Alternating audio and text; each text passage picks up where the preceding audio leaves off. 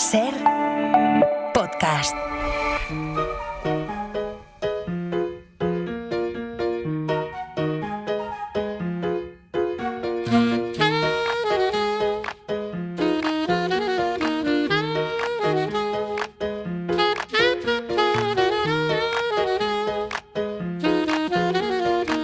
Coordenada 25, con Aimar Bretos.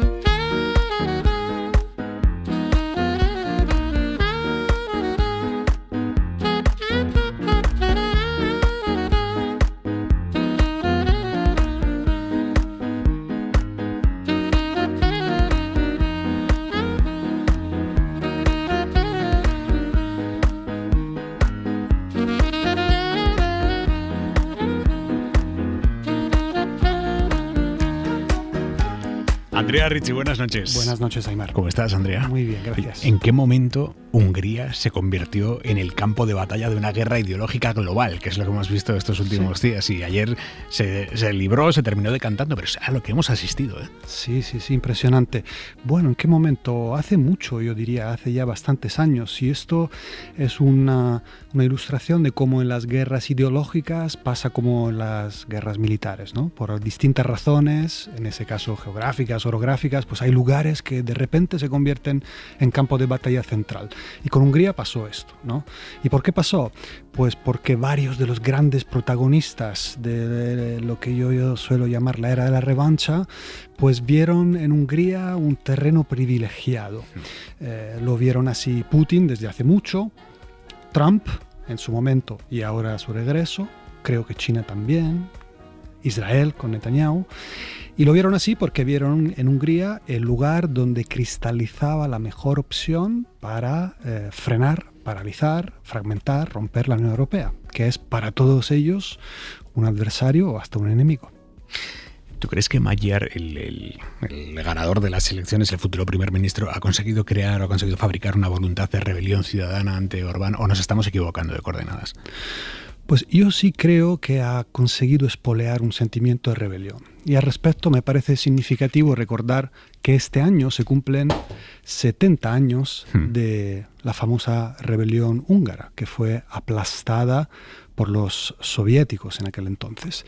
Y creo que, entre otras cosas, Magyar ha sabido espolear ese sentimiento de independencia frente al ser subyugados, sometidos a otros, ¿no? Y muchos húngaros han sentido que Orbán estaba poniendo a Hungría al pie de los designios del Kremlin. Y en ese sentido, si me permite, me gustaría contar una anécdota. Por ¿no? favor.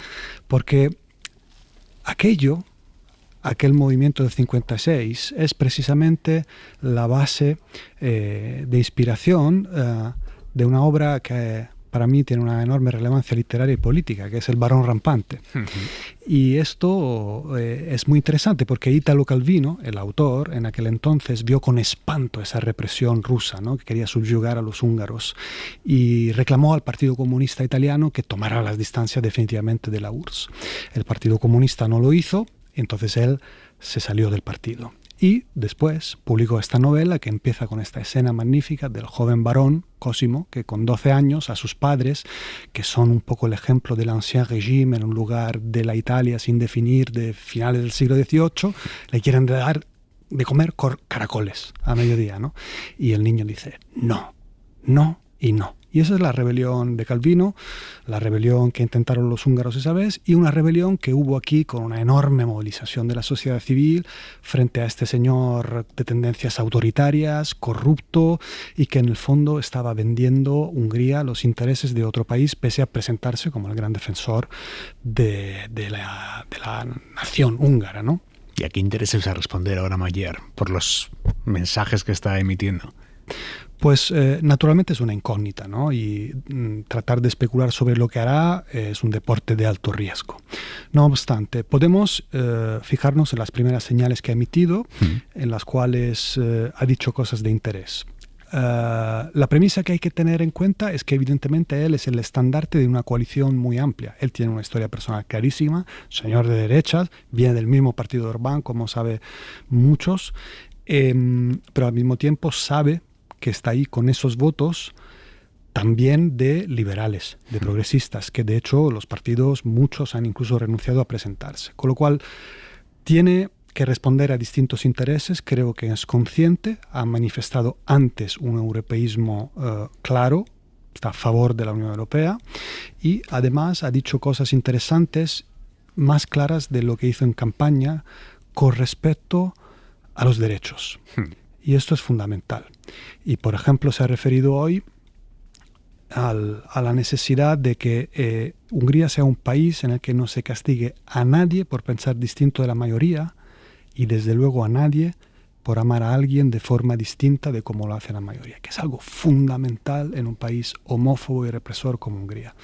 Entonces, yo no sé qué hará, pero bueno, tiene allí un abanico importante de intereses y de, digamos, anhelos a los cuales responder. Es importante esto que has dicho, de que hoy ha sido más claro respecto a los derechos que durante la campaña, porque durante la campaña se ha centrado mucho más en la vida está más cara, su compra, señor, señora, está más cara. Yo no sé hasta qué punto han perdido las ideas de Orbán o la gestión de Orbán. Sí, esto es importante, es un elemento muy importante. Y yo creo que en buena medida ambas cosas.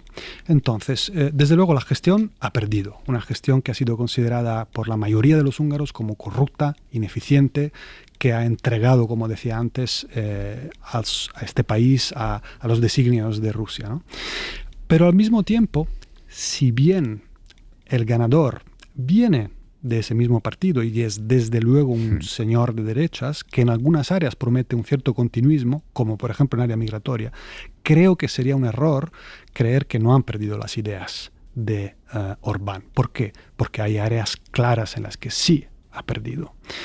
Y esto es, desde luego, en la relación con la Unión Europea, desde luego en ese cortar esa relación con Rusia. La gente cantaba Ruski, Ruski, marchaos, marchaos, ¿no? Pero también en otros aspectos. Y seguramente en campaña él ha adoptado una estrategia que consideró prudente para ganar, que puede ser criticable, por supuesto, pero entiendo que respondía a un cálculo para asegurar la victoria. Y tal vez ahora empezamos a ver algunas cosas que no quiso decir antes, ¿no? Entonces, es pronto, no hay que especular, pero creo que sería un error considerar que las ideas de Orbán no han perdido. En alguna puede que haya continuismo, pero creo que en otras sí que hay esperanza de cambio neto. Tenía que haber unos anhelos de cambio muy grandes porque Orbán ha perdido teniendo el control de prácticamente todos los medios de comunicación húngaros. Estamos hablando de casi el 80% de los medios de comunicación. Claro. Eso es muy difícil, ¿eh? Eso es impresionante, ¿no? Es ir contra viento y marea, contra las instituciones, los medios informativos y todo el abanico de las instituciones completamente infiltrado, controlado, subyugado.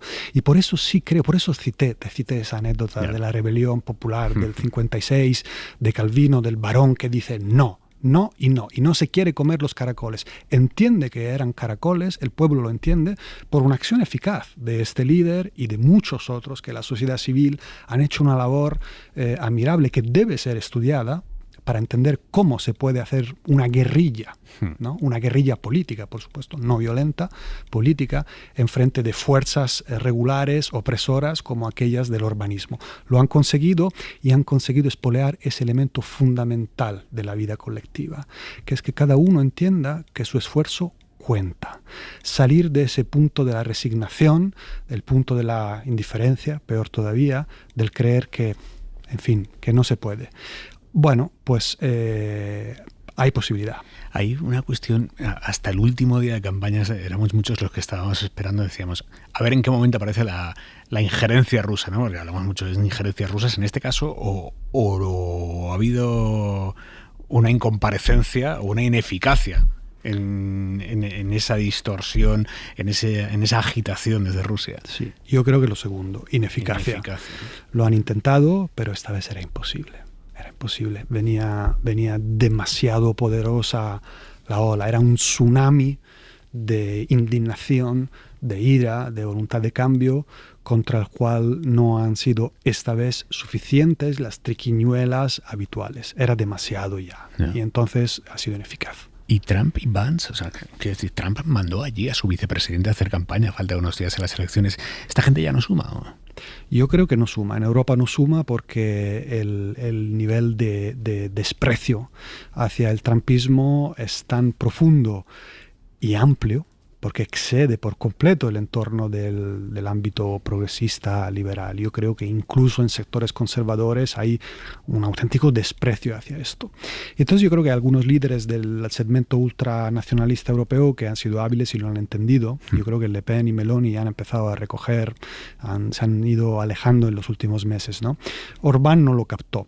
Es interesante notar que, bueno, hay actores políticos no suficientemente listos para entender esto ni en este lado del Atlántico ni en el otro, porque los propios trumpistas yo creo que a esas alturas deberían entender que ese objetivo que tienen de cultivar la resistencia contra el proyecto de integración europea en Europa no lo van a poder alimentar y perseguir y conseguir precisamente acercándose a esos focos de resistencia, porque les cortan las alas, ¿no?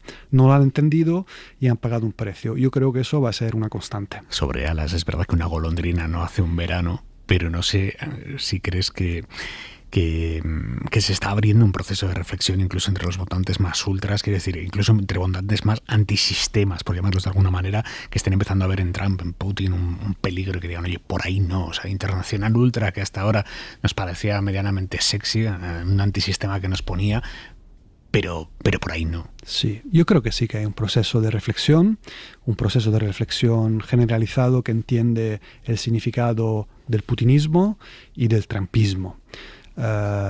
Y creo que esto es un movimiento que tiene una cierta fuerza política dentro del panorama europeo. No decisivo, y efectivamente no creo que podamos considerar que estamos ante una inversión de tendencia generalizada, imparable, pero sí que es un factor útil, importante, con el que se puede jugar, y además no es solo una golondrina, porque ya en Polonia Tusk pudo ganar. Y a propósito, ¿no? Estos episodios dan muchas lecciones, ¿no? Una de ellas es, por supuesto, conseguir frentes de resistencia, ¿no? Tanto en Polonia como en Hungría ha sido posible porque ha habido una convergencia que entraña grandes sacrificios, ¿no? Lo decíamos antes, hay partidos que han renunciado a presentarse, que es algo que plantea un dilema extraordinario, ¿no? Afortunadamente en Europa Occidental por lo general no estamos en situaciones tan dramáticas, pero hay que aprender lecciones, ¿no? Podrán venir bien en el camino y de esa y de otras, ¿no? De capacidad narrativa en redes sociales, precisamente cuando los medios tradicionales están subyugados, ¿no? Con la espina dorsal partida y tantas otras. Hablabas de Polonia. ¿Qué diferencia hay entre tú que los conoces bien, los dos, entre los polacos y los húngaros? Bueno, pues yo creo que hay evidentemente un común denominador, que es el común denominador que viene de haber sido subyugados, ¿no? Durante esa parte de la historia tan dolorosa para ello que es la experiencia soviética, ¿no? Que les da ciertos reflejos. Luego la diferencia es que evidentemente Polonia es un país más grande, más estructurado, estamos hablando del cuádruple de la población, con una relación, digamos, muy propia, digamos, con la historia europea.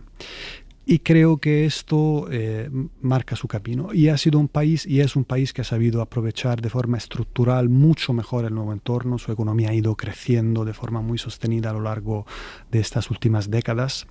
Y Hungría, precisamente el factor económico, yo creo que ha sido bastante decisivo. La retención de los fondos en los últimos años le ha causado un daño considerable, y a Orbán, por supuesto, y en general pues es un diferencial entre los dos países. Creo que, bueno, Polonia es un país con una mayor dimensión, ¿no? Mayor estructura, una mayor relevancia, y eso marca. Hablando de fondos, hasta ahora Hungría, bajo la era Orbán, estaba bloqueando los 90.000 millones de euros que íbamos a prestar a Ucrania.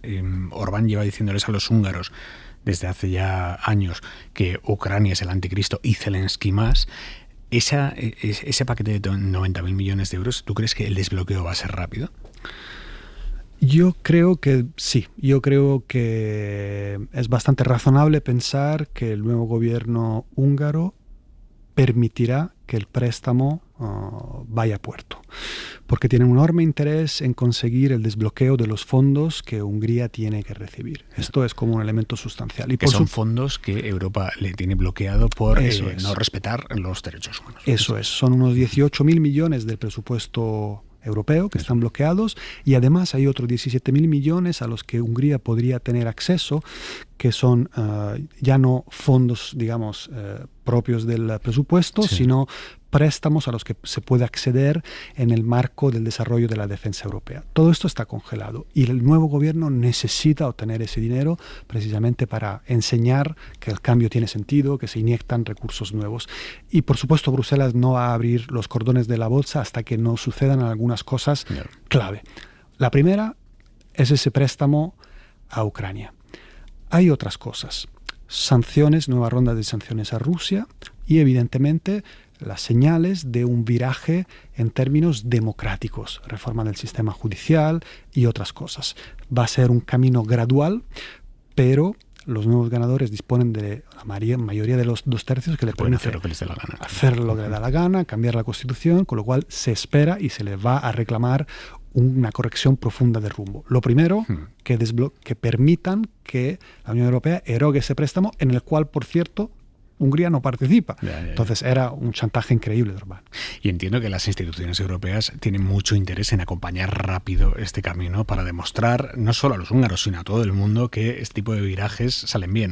Por supuesto, hay muchas ganas de que así sea, pero al mismo tiempo lo que yo detecto es que habrá un punto de prudencia, porque hay muchas ganas de que esto vaya bien y que funcione y que se vea y que se note y que el que anda por el camino recto pues recibe apoyo de Bruselas, pero al mismo tiempo no van a querer, digamos, soltar los ases en la manga a la primera de cambio, ¿no? Porque, bueno, hay incógnitas en el camino, puede haber dificultades, es una coalición de distintos intereses, como decíamos al principio, que, bueno, puede tener problemas por el camino. En la propia Polonia hemos visto, ¿no?, que han surgido problemas, entre ellos que luego acabó elegido un presidente ultra que lo bloquea todo, ¿no? No es culpa de Tusk, pero ahí está. Entonces, Bruselas será, desde luego, benevolente, pero al mismo tiempo prudente. ¿Y qué va a pasar ahora con el eslovaco Fico? Porque hasta ahora Orbán conducía la moto, pero Fico iba en el sidecar de los quintacolumnistas rusos dentro de la Unión Europea. Ahora Fico se queda solo ahí. Se queda solito, sí. Y él en algún momento ha amagado con la idea de coger el bastón, ¿no?, el relevo, digamos, ¿no? Lo ha soltado por ahí en algún momento. ¿Pero tiene esa capacidad? No, yo creo que no. Porque así como establecíamos una diferencia antes, cuando me preguntabas entre Polonia y Hungría, evidentemente aquí hablamos de un país todavía más pequeño, con una economía todavía más frágil, que necesita recibir y que puede recibir muchos fondos. No se va a poder permitir esa resistencia numantina. Ahora, no despreciemos las maniobras de los buitres que revolotean en el horizonte mundial, ¿no? Lo decíamos al principio, ¿no? Como Hungría se convirtió en un campo de batalla crucial, como las Termópilas, Waterloo o, ¿sabes?, o Verdun. La historia hace cosas así, ¿no?, que de repente hay un sitio que se convierte en clave. Bueno, Hungría lo fue porque todos esos actores, incluido China, no solo Trump y Putin, China también ha usado a Hungría como herramienta para fastidiar a la Unión Europea. Le ha inyectado fondos de una manera increíble. El 40 y poco por cien de los fondos de las inversiones de China en 2023 en toda Europa fueron a Hungría. Un país que no llega ni a los 10 millones de habitantes. Eso es. Y en el 2024 fue un 31%. Esto tenía una lógica económica, sí, pero también una política de dar bombonas de oxígeno a este señor, ¿no?, que nos rompía, porque no quieren que funcionemos. Entonces, nunca sabes en los designios de estos buitres dónde va a ser el próximo campo de batalla, pero no creo que Eslovaquia pueda tanto. Próximo campo de batalla europeo, próxima cita electoral crucial para Europa y para ver cómo se comporta la Internacional Ultra, las presidenciales en Francia dentro de un año. Desde luego, eso es la madre de todas las batallas para el proyecto europeo. Bueno, es que ahí se puede romper para siempre el proyecto europeo. Sí, desde luego. Sí, o sea, te llega el partido de Le Pen y gana y te saca de Schengen y bueno, es que eso sí que puede ser la hecatombe. Sí, desde luego. Francia tiene el potencial para ser una hecatombe para el proyecto europeo. Por supuesto, primero debería ganar Le Pen y segundo deberíamos luego ver si realmente llegaría al poder con, digamos, una intención de voladura tan profunda como cabe temer. Puede producirse el escenario Meloni, digamos, ¿no? Un escenario de una suavización, no por una conversión de principios en la vía de Damasco o de Bruselas, si quieres, sino por cálculos pragmáticos, porque el sector empresarial del país te aprieta, porque tú mismo ves que allá afuera hace frío, etcétera, ¿no? Con lo cual, bueno, habría que verlo, ¿no? Pero desde luego Francia tiene ese potencial. Yo creo que no tiene por qué pasar. Desde luego, si a la segunda vuelta hay un candidato moderado que se enfrenta a Le Pen, yo sigo creyendo que eso no pasará. Ahora, sí, tal y como es el sistema de las presidenciales en Francia, a la segunda vuelta se presentará un candidato de izquierda radical como Mélenchon, creo que es muy probable que ganaría Le Pen. Andrea, ¿cómo interpretas tú este pulso que le está echando Trump ahora al Papa? O sea, ¿por qué ha elegido al Papa como adversario de estas 24 horas? Porque el Papa es otro varón rampante, es otro no, es otro resistente, se está perfilando como un líder de la resistencia al trumpismo, habla clarísimo. Y yo creo que así como en otros asuntos, desde luego quienes no somos católicos no podemos reconocernos de ninguna manera en lo que dice, pero en lo que dice en algunas cosas, por ejemplo, con respecto a la guerra de Irán, yo creo que tiene un calibre moral pues muy reconocible por todos. Y habla clarísimo y evidentemente le fastidia a Trump, porque dentro de su coalición de sostén también hay cristianos, probablemente sobre todo protestantes, pero también católicos, y eso para él es un problema, y su manera de resolver los problemas es embestir. El Papa afortunadamente ha respuesto con gran dignidad y dice: no tengo ningún miedo, aquí estoy. ¿Qué lectura nos recomiendas esta semana, Richie? Bueno, no puede ser otro que El varón rampante, de Italo Calvino. Me la estaba viendo venir. Es una novela extraordinaria que, si ustedes no han leído todavía, creo que merece la pena dedicarle tiempo. Es un viaje maravilloso, no desvelo el camino, pero a partir de ese no, el joven Cosimo saldrá por la ventana, se subirá a los árboles, desde allí conocerá el amor, montará bibliotecas, ayudará a los campesinos, hará muchas cosas resistiendo. Richie, mil gracias. A ti un placer. A la resistencia. Chao. Adiós. Para no perderte ningún episodio, síguenos en la aplicación o la web de la SER, Podium Podcast o tu plataforma de audio favorita.